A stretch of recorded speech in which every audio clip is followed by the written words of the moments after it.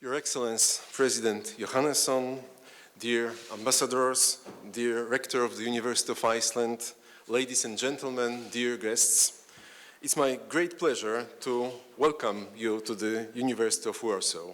Today there is a special occasion. We have a privilege to host His Excellency Mr. Guðni Jóhannesson, the President of Iceland, who will deliver a talk entitled Defending Asgard, Independence and Human Rights, the Use of History in Current Affairs. Guðni Jóhannesson, after finishing secondary school in Reykjavik, studied history and political sciences at Warwick University in UK, then completed his MA with the University of Iceland in 1997. In 2003, he received doctorate in history from Queen Mary University of London. Interestingly, the topic of his dissertation was related to Cold War and fishing disputes in 50s and 60s, during which Iceland and UK were not friends. Later, his scientific career was linked to the Icelandic institutions. Since 2013, he is a professor in the Department of History, University of Iceland, the same university where our colleagues from this university teach Polish classes. Currently on leave because of serving his country as the president. However, during his official visits, he often delivers speeches that enrich the topics with historical perspective. The subject of his speech today concerns the use of history in current politics. In Poland, we have an ongoing public dispute on the so-called historical policy, in which professional historians and the government politicians are at loggerheads over the Polish history. It will be interesting to look at the topic from quite a different another perspective. Mr. President, we are looking forward to your lecture. The floor is yours.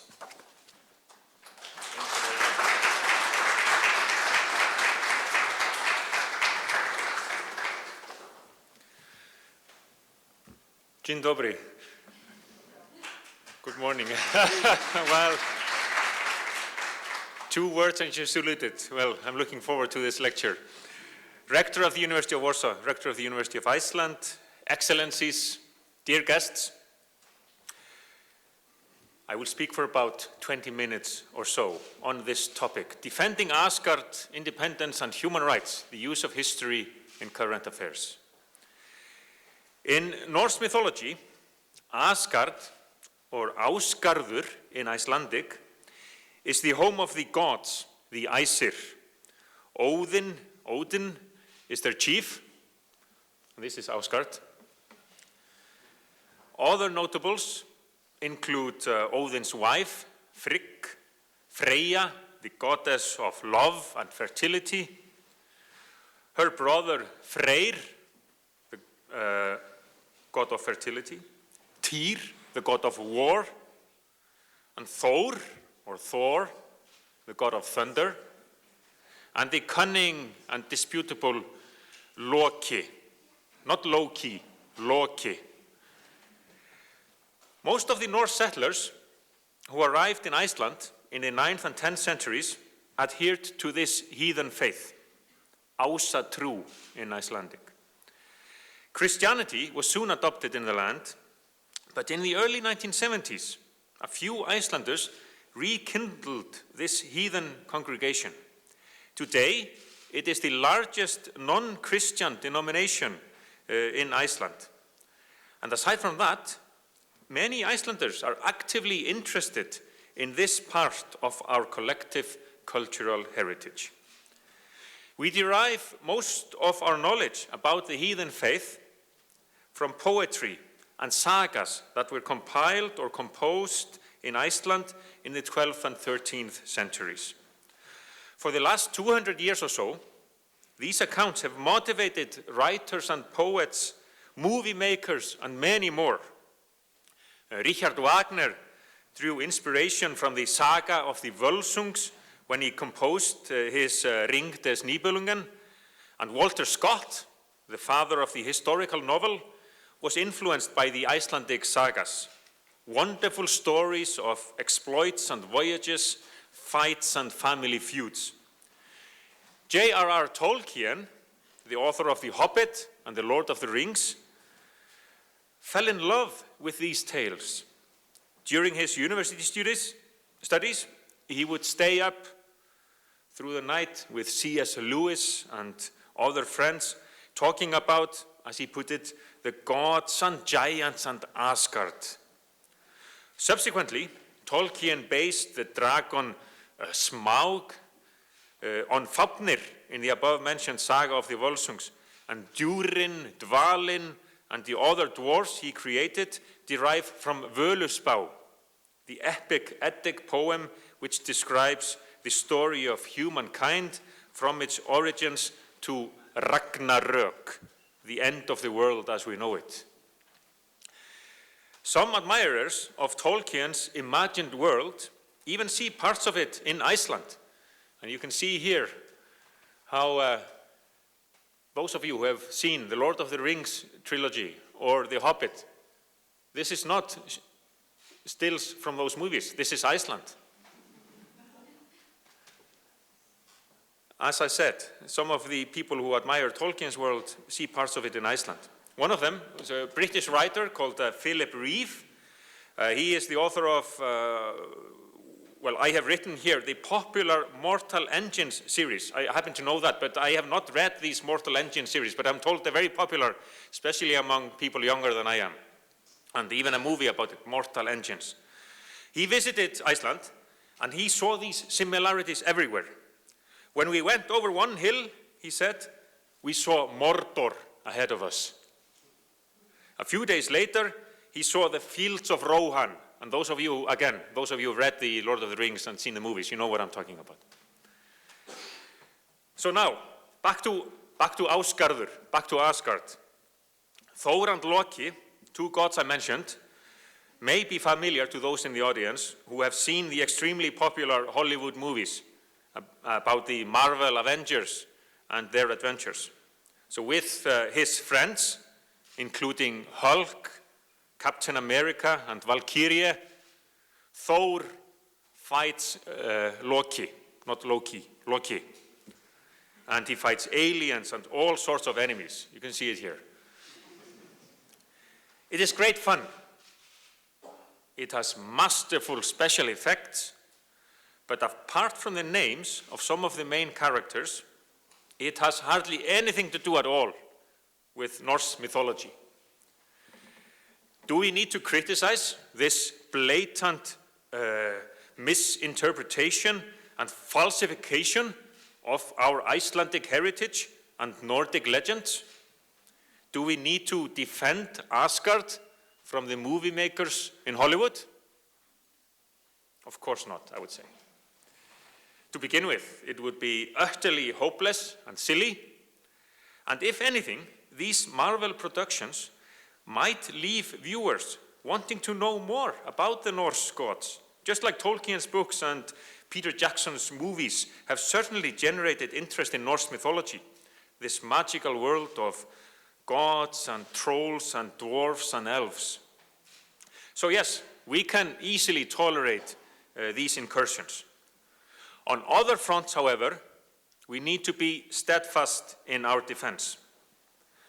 A few days before the fall of Berlin in May 1945, the wife of one of Hitler's henchmen wrote to her husband, "In some ways, you know, this reminds me of the twilight of the gods in the Edda.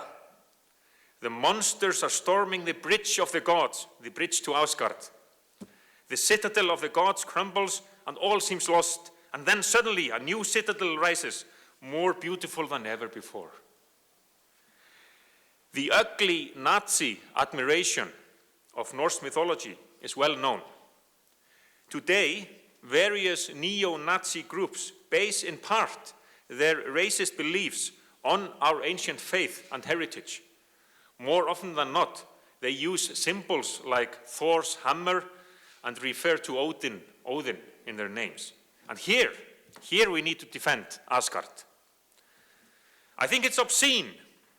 Hilmar Örn Hilmarsson, the high priest of the Heathen Association, the Allsherjargoði of the Ásatrúarfélag, recently said about such extremist links with the old faith. You can see Hilmar Örn there at the top.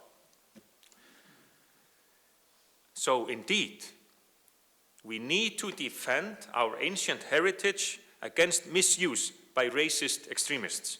We need to defend diversity, freedom, and tolerance, the fundamental principles of civic society. And in this defense, we can actually use ancient customs and sources. Yes, references to intolerance and outdated notions can easily be found. The first laws of Iceland forbade same-sex relations on punishment of death, but we have moved from such barbarity. And as High Priest Hilmarsson has pointed out, the heathen faith is a wonderful blueprint, as he put it, for multiculturalism and diversity. The gods are of mixed races, he underlined. We even have a cross-dressing God, he pointed out. Again, in our sagas and other old sources, it is easy to find references to the glories of warfare, homages to manliness, bravery, and bloodshed. In a famous poem, the warrior Egill Skallagrímsson describes how his mother dreamt that he would grow to become a fierce Viking, plunder and pillage, slay many people. It's wonderful poetry, but the context is awful. And let us also highlight the emphasis that is put on nobleness, hospitality, and fairness. And while it is true that the Norsemen could bring fear and destruction, they also came in peace. They traveled to these lands and further east, and they traded here, as we can actually detect in our language. The Icelandic word for market square is torg, and it is directly derived from the Polish word targ. It's the same word. We got it from here. Because the merchants who arrived here, they needed assistance. They had to meet somewhere, and they needed assistance to be understood. So in a similar way, the Icelandic word for an interpreter, tulkur, has Slavic roots, as in the Polish word too much. Yeah, too much, tulkur, targ, torg. This connects us, this past history of arriving in peace. Now, let's stay there for a while. How were the visitors from afar perceived? I have never seen such valor, one observer noted in the 10th century. They are as tall as palm trees, fair and ruddy, and they bore well-made weapons and wondrous jewelry. Now, as pleasing as this may seem to us Icelanders, we must continue with the description. And it goes like this. They are the most filthy of all people Allah has created. They never wash their hands after a meal. They are truly like silly donkeys. Such was the verdict of Ahmad ibn Fadlan, an Arab Muslim traveler who encountered the Norse people in the eastern parts of Europe. So, the past is complex. History is complex, easily subject to misuse. And we must defend history from those who aim to use it to promote hatred, bigotry, and intolerance. Still, the defense of history does not entail that we must promote a single version of the past. And here is what we must aim for instead. We must respect the fundamental principles of historical inquiry, critical thinking, respect for different viewpoints, and respect for undeniable facts, however uncomfortable they may be. And we must understand the importance of history for peoples, nations, and states. And it was pleasing to learn that earlier this month, students and doctoral candidates from various countries gathered at this university to discuss memory in conflict, and it's part of a wider project, plurality of memories in Europe in a global perspective. Because, you see, history matters. There is no way around that. And Iceland is a good case in point. In the 13th century, at the same time that a number of writers were composing the majestic sagas of the Icelanders, civil strife broke out, and ultimately the country fell under foreign domination. The chieftains in Iceland decided that the Icelanders would become the subjects of the King of Norway, and thus ended the free Icelandic Commonwealth.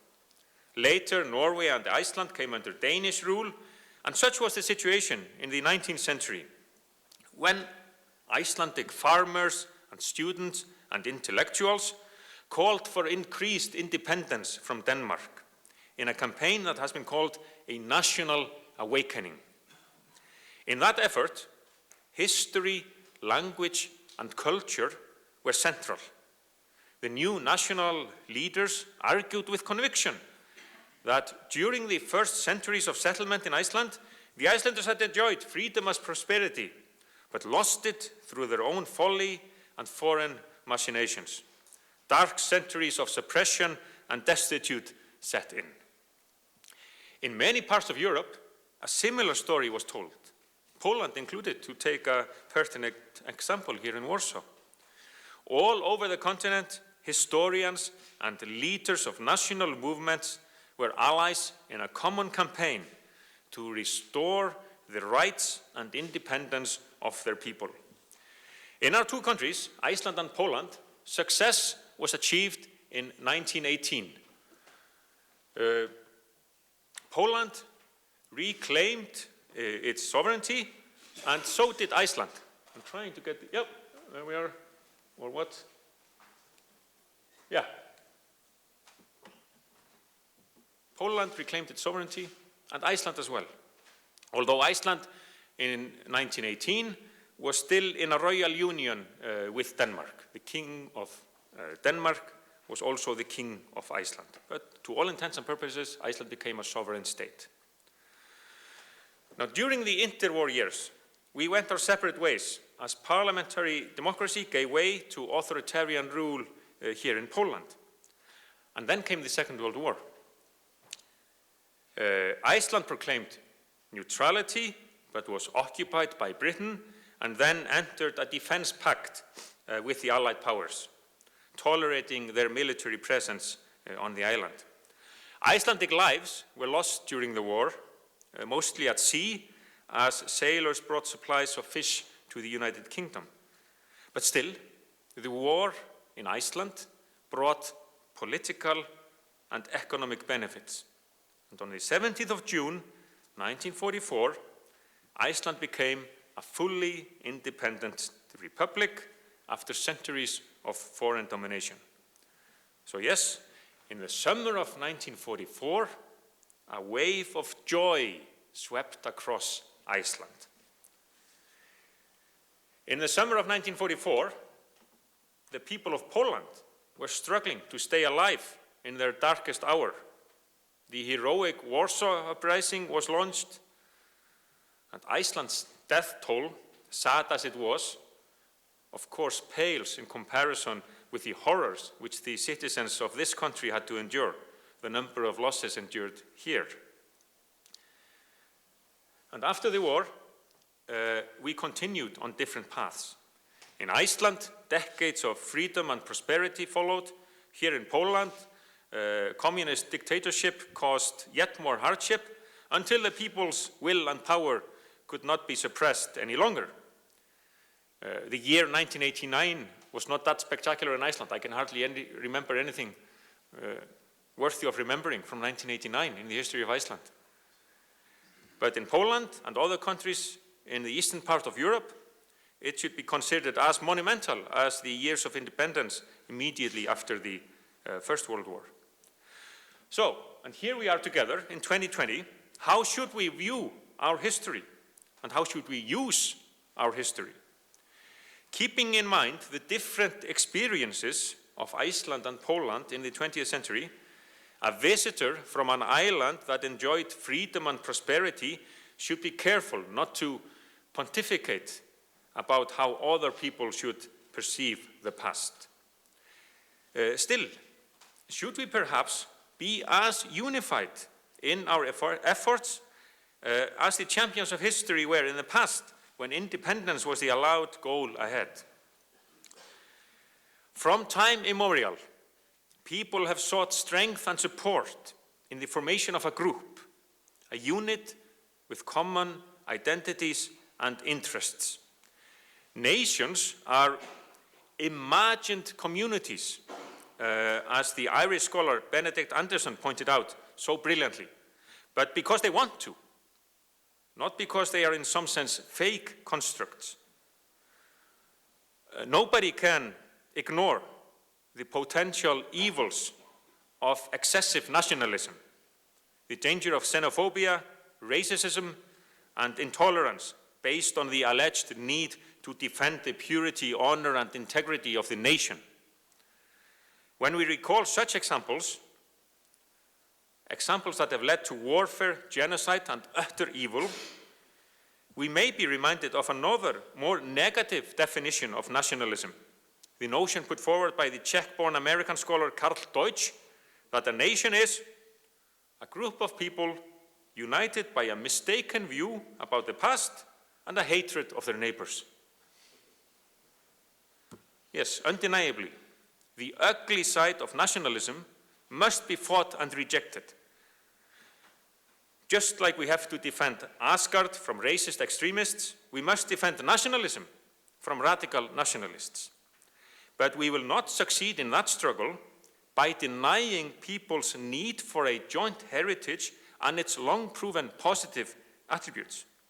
Anderson, the author of this phrase, imagined communities, put it well when he wrote, "In an age when it is so common for progressive, cosmopolitan intellectuals, particularly in Europe, to insist on the near pathological character of nationalism, its roots in fear and hatred of the other, and its affinities with racism, it is useful to remind ourselves that nations inspire love, and often profoundly self-sacrificing love, the cultural products of nationalism, poetry, prose fiction, music, arts, show this love very clearly in thousands of different forms and styles,"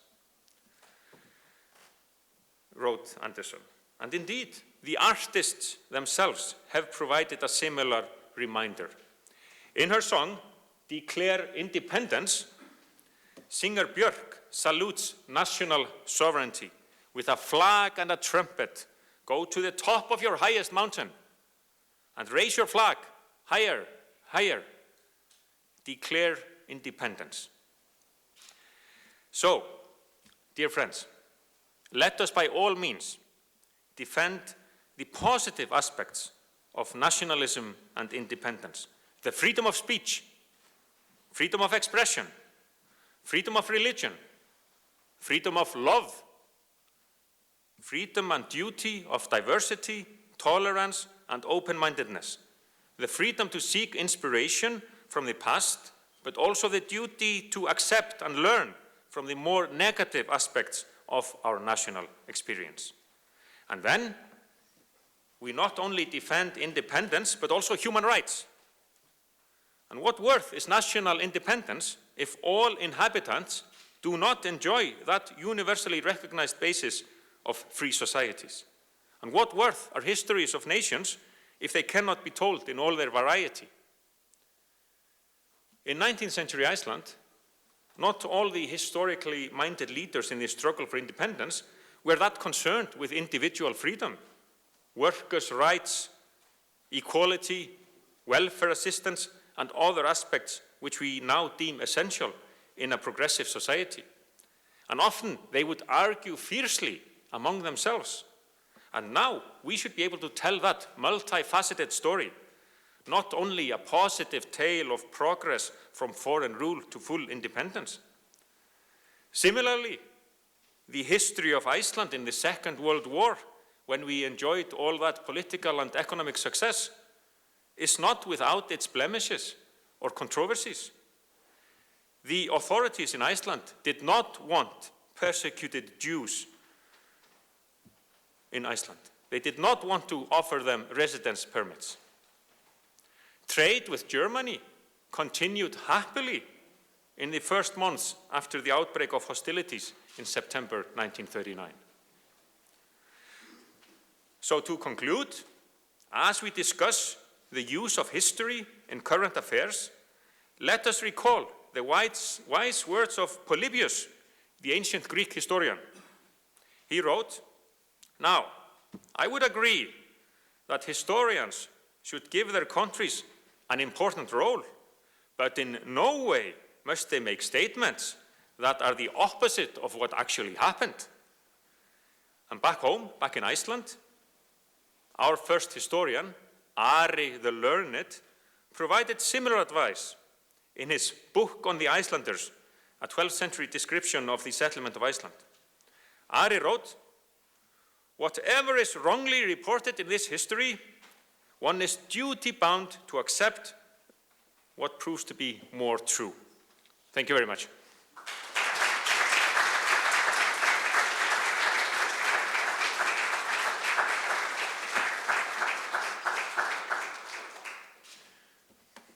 Yes, that was my talk.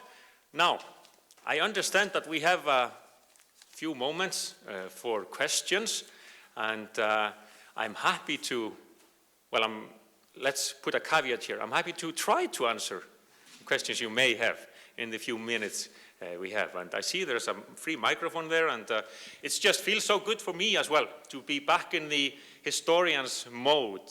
As was mentioned in the introduction, I am a historian by profession. I taught history at the University of Iceland and various other institutes. And to be able to give a lecture as well is a welcome, not distraction, but welcome addition to my other welcome duties. So here we are. Thank you for listening. And if there are any questions, feel free to ask them now. But be short and precise, please. There we are. Thank you very much. My name is Marek Madej. I'm a lecturer here at the Warsaw University. Thank you, Your Excellency, for your speech and your presentation. However, I would like to make a question not only to the historian, but also to the President of Iceland. Yes. Thanks to your speech, I've seen that British took not only your codes, but also your legends. And now they are again not longer part of European Union, but at the same time, similar situation like your country, close to European Union, however, outside of the... Yeah. So what you expect as a historian with such experience, also your personal experience from Britain, as well as president from after the Brexit, how cooperation with United Kingdom could... Yes. Well, as head of state, I am in a different position than the government of Iceland, for example, with a prime minister and a cabinet determining the foreign policy of Iceland. But it is easy for me to point out that the government of Iceland and the government of the United Kingdom have been in active dialogue and are working to make sure that after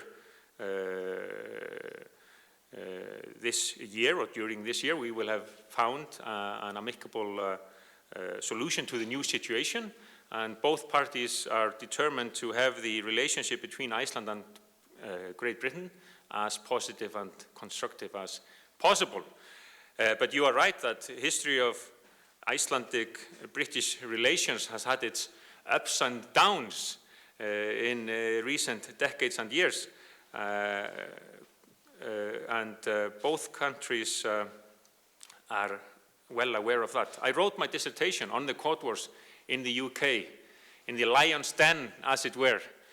But in a sense, the good thing about the court wars as a historian was the fact that the British side has not been as interested in it, and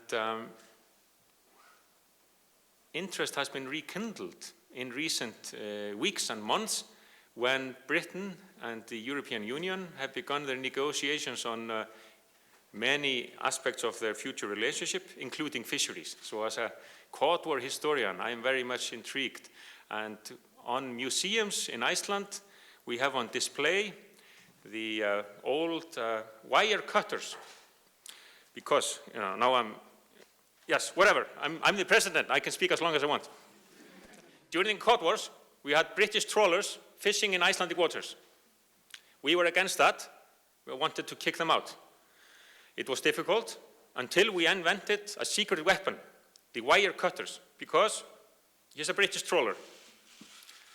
Here's the net of the British trawler. And you haul in the net with Icelandic fish in it. We want to prevent that. So, in the wake of, we would sail here and cut the trawl away from the trawler. And as I said, on display now in Icelandic museums are these wire cutters. And who knows, maybe there is a country in Europe that is in need of those cutters, and we'd be happy to discuss with them. Next question.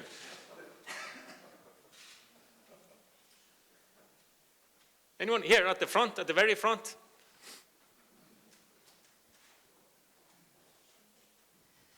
Good morning. My name is Jolanta Chońska-Mika. I am the Vice Rector for Students' Fair and Quality of Teaching. But at the same moment, I am a historian from the Institute of History. And as well, I am also related with the so-called educational policy. So I would like to ask you about your historical policy at school. What sort of history do you teach at your school? Is it world history, or is it Iceland's history in the world context? To what extent the history of Europe is present in your curricula, and how long do you teach history? I mean, what is the role of the history as school subject in your school curricula? Thank you. It's a very interesting question, and one which I am fascinated with, the role of history in education. I cannot, at the top of my head, give you precise information about the length of historical studies. We historians, in general, complain that not enough history is taught in our schools. But what kind of history, as you mentioned? Should it be history of Iceland, history of Europe? What should be the purpose? There is, I would not put it so that there is a complete conflict between, let's say, the state authorities at any given moment and the historical profession and the educational part of it, but there is a difference of opinion. As I touched upon in my talk, and maybe even more in a talk earlier today at ODIR, the OSCE Institute here in Warsaw, about the use of history, history can be used to unify, for better or worse. We need to get the right balance there. So until the 1970s or 80s or so, the teaching of Icelandic history was what you would call with nationalistic overtures. It would be about how Icelanders were free in the first centuries of settlement, how they lost their independence through folly, how centuries of foreign domination and destitute set in, and how then in the 19th century we awoke. We realized our dream to be independent again. It was a simple story of men, women hardly figured, being free, subjugated, and free again. This presented a very simplistic view of the past, which has been replaced by a more complex story. But is it a more interesting story? The old textbooks were really interesting to read. Heroes, conflicts, contrasts. The new textbooks are often with, however, still, on the other hand, we need to keep in mind the simplicity is lost. And sometimes that's a complex issue. But fortunately, I would say that the teaching of history is the responsibility of the academic and learned profession. It is not the role, and never should it be, of the authorities to decide and determine what kind of history is taught in our school. And then, jokingly, we say also, well, it doesn't really matter what books it is that the kids do not read. There's a lack of interest in history, which we need to combat, and history therefore must be interesting, and we need to find a way there. It has to be, it has to involve. We can do it with that. You want to teach the history of the old faith, the heathen religion? Well, leave it away from us academics to begin with, show them Thor and Loki, and then say, okay, now I'm going to tell you the real thing. Now I'm going to tell you how it really was. You ignite interest by using the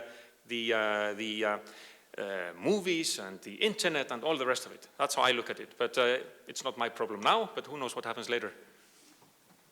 Next question, if there is anyone. Yes, please. My name is Emiliana Konopka, and I used to be the chief person of the Students' Icelandic Club here at the University of Warsaw. Well, I'm honored. Good to see you.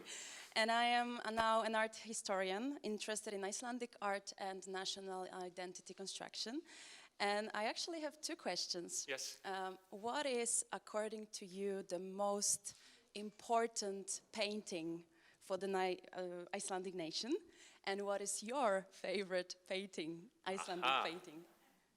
Well, now I must be careful not to offend anyone. So I will focus on persons who have passed away. Perhaps we must stop with Johannes Carville. Are you familiar with Carville? So Carville is an Icelandic painter who painted Icelandic landscape primarily, and you can literally see Iceland through his paintings. There is the mountain in the background, there is a lava at the front, and there is moss, grass, and somewhere in the paintings, people come alive. The elves and the trolls, you can see it in his paintings.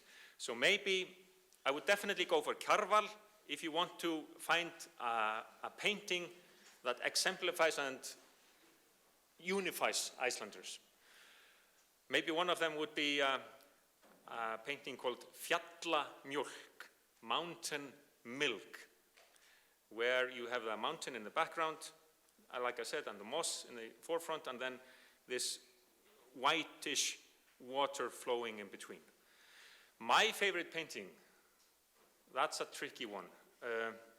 Maybe another Carville one, has ties with Greek mythology, Leda and the Swan, and I and my wife Eliza, we decided to put it up in the main hall of the presidential residence, where photos are taken, so it's always, practically always in the background. So that one, and maybe another one by Nína Tryggvadóttir, another good artist, a female artist, who lived and worked in Iceland and the US. Unfortunately and sadly, she was subjected to the Red Scare, the so-called Red Scare in the US, and her career was curtailed because she was accused of having communist sympathies, which was nonsense in the general context of things.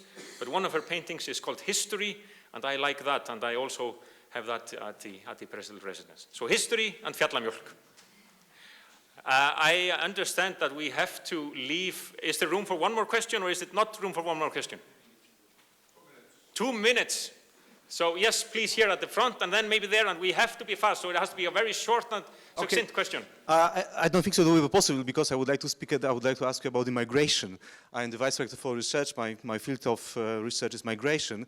I would like to ask you about the presence of Poles in Iceland, yes. Because we know this is approximately 20,000 of Poles in Iceland. That's why let us know a little bit more about the Poles in Iceland. Yeah. Thank you. Iceland has enjoyed economic progress in the last decade or so, at least, and we rely on labor from abroad. People come to Iceland to live and work.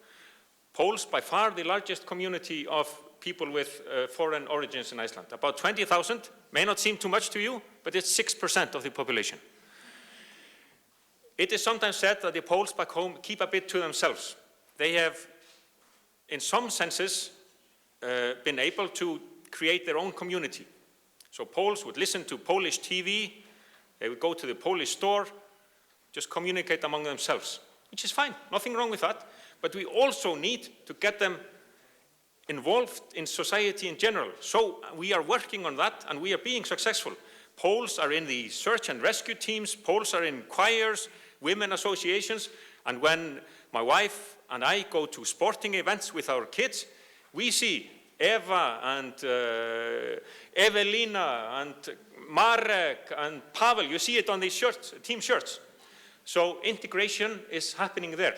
And I'm pleased to say that during this visit, we have also signed declarations on increased teaching of Polish in Iceland. Now, why would we want that? Don't we want these people from Poland to speak Icelandic? Yes. But the more you speak, the more better you speak your mother tongue, the better you will be able to learn another language.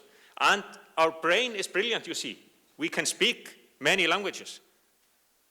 Ég get talað íslensku. No. Dzień dobry, I can say 2 words in Polish. Dziękuję. Yes, so there we are. So teaching of Polish is for the benefit of the whole society. And then you never know. Some people from Poland decide to stay for good in Iceland. Others are there partly return to Poland.